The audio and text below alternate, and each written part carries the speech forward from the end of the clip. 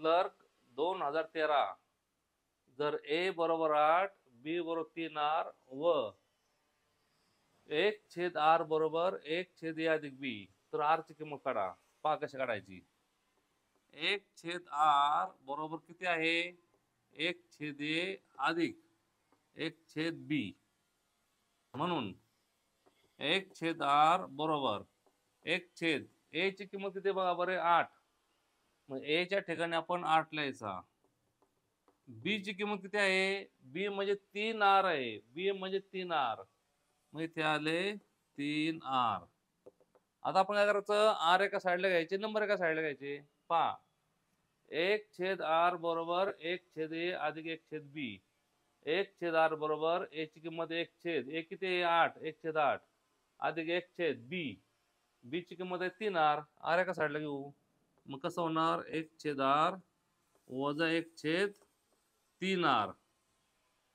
पहा 1/r अधिक तिकडे वजा होणार वजा 1/3r बरोबर काय आलं 1/8 आले. म्हणून पहा 1/r वजा 1/3r 1/8. आता बघा छेद समान आहे का नाही. आपण छेद समान करून घेऊ. वर खाली काय करू आपण 3 ने गुणू.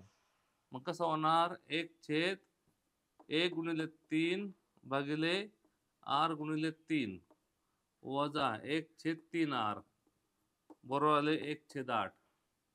आपण काय केलं छेद समान होण्यासाठी ते खालीवर 3 ने गुणलं उत्तर आलं 3/3r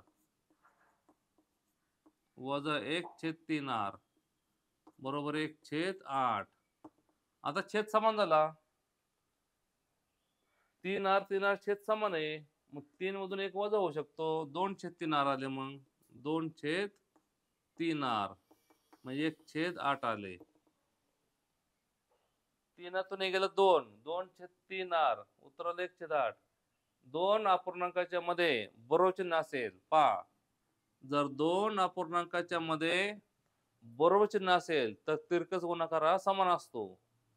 जर दोघांच्या मध्ये चिन्ह कोणते बरोबरच तिरकस गुणाकार समान उत्तर 3r 1 3r बेठी 16. मग r ची किंमत आली 16/3. आता r ची किंमत त्यांनी स्वरूप कोणतं मांडलं बघा 16/3चं. r ची किंमत 16/3 पाहिजे. आपली किती 16/3 बघा. आता याला भाग लावला आपण 3 15 5 चा भाग लावला 3 15 एक बाकी उरली छेद 3 5 15 16 5.1/3 हे उत्तर आलं 5.1/3. बघा हे चौथा पर्याय डी 5 15 16/3 आलं. उत्तर आला डी पर्याय. r ची किंमत आहे 5.1/3.